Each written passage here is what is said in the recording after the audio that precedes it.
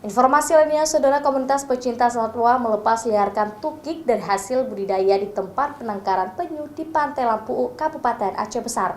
Pelepasan tukik jenis belimbing ini sebagai upaya penyelamatan dari kepunahan.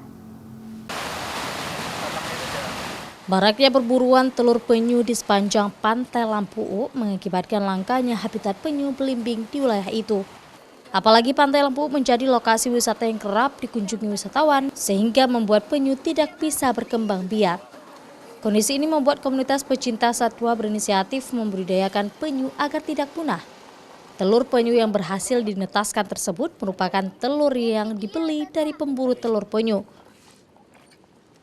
Kalau musimnya karena kebetulan kita dapat telur kemarin ya. Jadi begitu dapat telurnya kita beli.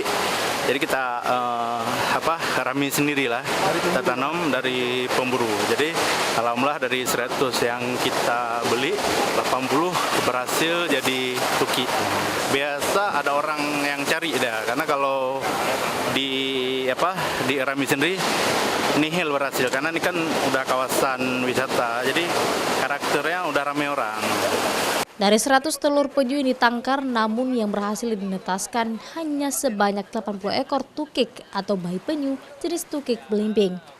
80 ekor tukik itu dilepas liarkan ke habitatnya ke laut lepas.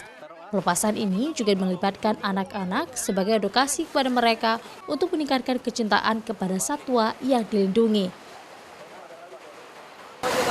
Biasanya lihat di TV, terus bisa lepasin anak penyu.